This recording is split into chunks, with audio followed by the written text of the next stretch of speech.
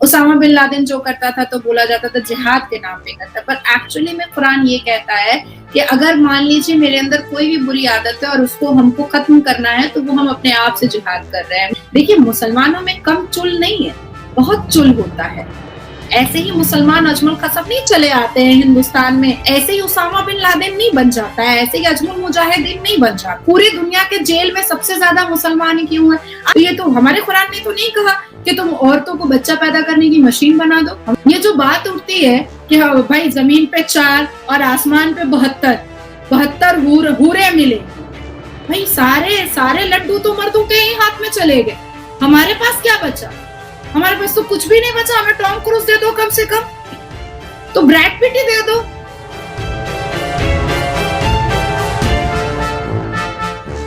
अगर बात की जाए मुस्लिम फेस्टिवल्स की, ईदैन आती हैं, जैसे रमज़ान आता है, आपने भी बात की, इस तरह की और भी बहुत सी शबरात आती है, मुहर्रम आते हैं, तो इस तरह के जो मुस्लिम फेस्टिवल्स आते हैं, क्या इंडिया में उनको मनाने की इजाज़त दी जाती है या अलाउ किया जाता है? जिस तरह हमारे यहाँ एक कॉन्सेप्ट बना हुआ है, माइंडसेट बना हुआ है, बड़ा रिस्ट्रिक्ट किया गया है लोगों को, वहाँ वो आज़ादी से इस्लाम जो है ना नहीं गुजार सकते, मुस्लिम लाइफ नहीं गुजार सकते, उन पर जुल्म होता है।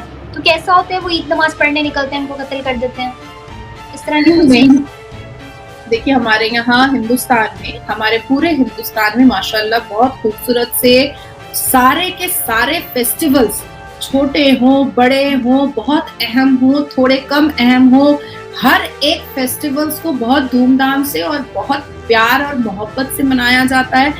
मैं यूपी की ही बात कर देती हूँ, क्योंकि योगी आदित्यनाथ जी हैं जो बकरीद से 10 दिन पहले से वहाँ प्रिपरेशन लेना स्टार्ट करते हैं और टेंट बनवाना स्टार्ट करते हैं। कॉर्पोरेशन में बोल करके टेंट बनना स्टार्ट होता है, बड़े बड़े खेमे बनते हैं, बड़े बड़े टेंट बनते हैं। कॉर्पोरेशन के जो वेस्टेज सामान उठाने का जो बड़ा बड़ा गाड़ी आता है, वो सारे टेंट के सामने 4-4 गाड़ियां रखी जाती हैं।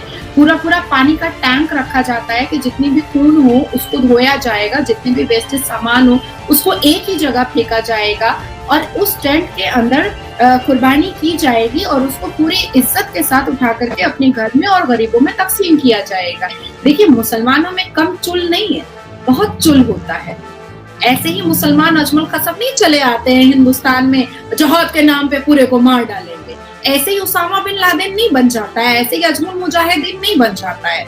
देखिए क्रिमिनल का कोई साथ नहीं होता है, लेकिन आज मुसलमान ही क्यों इतने इलिटरेट है, आज मुसलमान ही क्यों है, इस पूरी दुनिया के जेल में सबसे ज्यादा मुसलमान ही क्यों है, आज मुसलमानों पर ही इतनी उंगलियां क्यों उठती हैं, आज मुसलमान ही 4 शादी क्यों करते हैं, मुसलमान ही तलाक क्यों देते हैं, मुसलमान ही क्यों अपनी बेटियों को पढ़ने नहीं देते हैं, मुसलमान को ही क्यों सबसे ज्यादा अपने घर की बहू बेटियों को पर्दे में बंद रखना है, मुसलमान को ही मुसलमान के घरों में ही बेटों को वैल्यू और बेटियों को नौकरानी का जैसा दर्जा दिया जाता है, क्यों?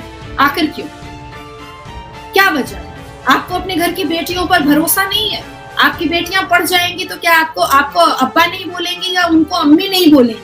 भाई बाप तो आप ही रहेंगे, लेकिन पढ़ने से आपका भी तो सीना चौड़ा होगा, आपको भी तो अच्छा सोसाइटी में लगेगा कि भाई मेरी बेटी पायलट है, मेरी बेटी इंजीनियर है, मेरी बेटी वकील है। तो आज इसी दकियानूसी और कंजर्वेटिव माहौल की वजह से, कंजर्वेटिव ऑर्थोडॉक्स सोच की वजह से आज मुसलमान पीछे हैं।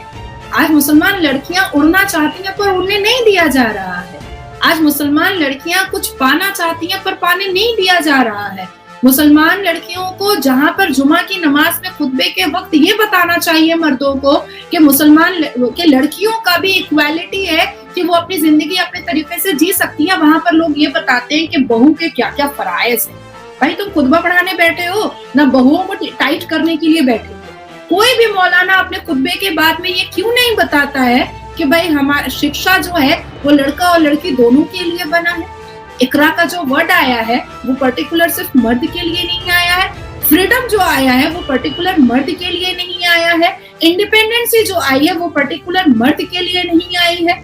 तो ये तो हमारे कुरान ने तो नहीं कहा कि तुम औरतों को बच्चा पैदा करने की मशीन बना दो। हमारे कुरान ने तो नहीं कहा कि भाई तुम्हारी मर्जी हो तो तुम 10 औरत को के बिस्तर पर चले जाओ, लेकिन औरत अगर किसी से हंस के बात कर ले तो कह दो उसको चरित्रहीन। ये तो हमारे कुरान ने नहीं कहा है।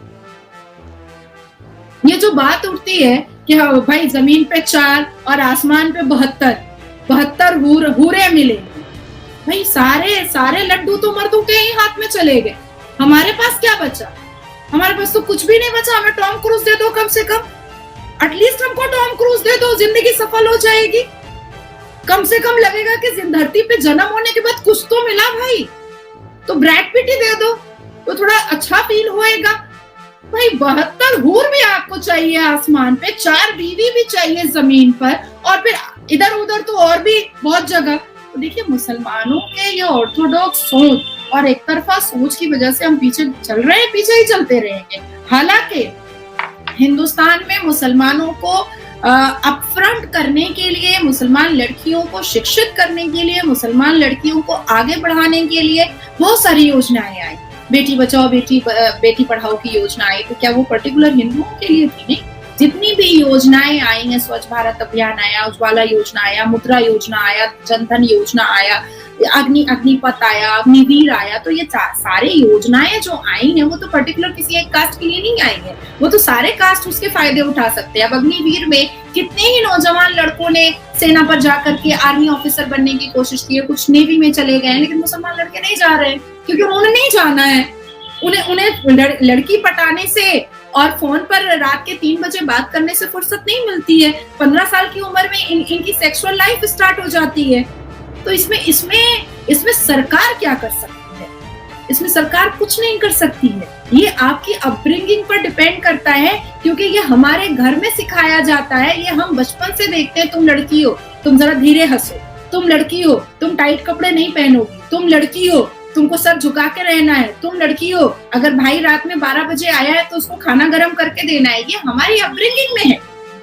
हमारे घर के भाइयों को नहीं बोला जाता है कि अगर तुम काम करते हो, तुम पढ़ते हो, तो तुम साथ साथ में चाय नाश्ता भी बनाना सीखो। कल को तुम्हारी बीवी अगर वर्कहॉलिक होगी, कहीं पर जॉब करने वाली होगी, तो तुम एटलीस्ट उसको जल्दी निकलना होगा तो एक कप कॉफी तो दे सकते हो। तो गलती देखिए किसी सरकार की नहीं है। ये भारतीय जनता पार्टी ने नहीं बोला कि मुसलमान लड़के रान खाएंगे मुर्गी का और लड़कियां जो है वो हड्डी खाएंगी। ये भारतीय जनता पार्टी ने नहीं बोला कि बेटे पढ़ेंगे को एजुकेशन में और बेटियां पढ़ेंगी गर्ल्स स्कूल में और हिजाब पहन करके जाएंगी। ये तो भारतीय जनता पार्टी ने नहीं बोला। ये मुसलमान कौम औरतों को नीचा करने के लिए, औरतों को दबाने के चक्कर में हर जगह नाक घुसड़ते रहते हैं और हर वक्त एक ही बात बोलते हैं, हमारा इस्लाम खतरे में, हाय हाय हमारा इस्लाम खतरे में। अरे भैया किसी का धर्म खतरे में नहीं है, तुम्हारा धर्म बार बार खतरे में कैसे आ जाता है? तो इसलिए मैं कहना चाहती हूँ कि मुसलमान जब तक अपने माइंड को, अपने दिमाग को सही नहीं करेंगे, तब तक कोई भी सरकार उनका भला नहीं कर सकती। वो खुद अपना भला करेंगे तभी कोई सरकार की भलाई को समझेंगे कि ये सरकार मेरा भला कर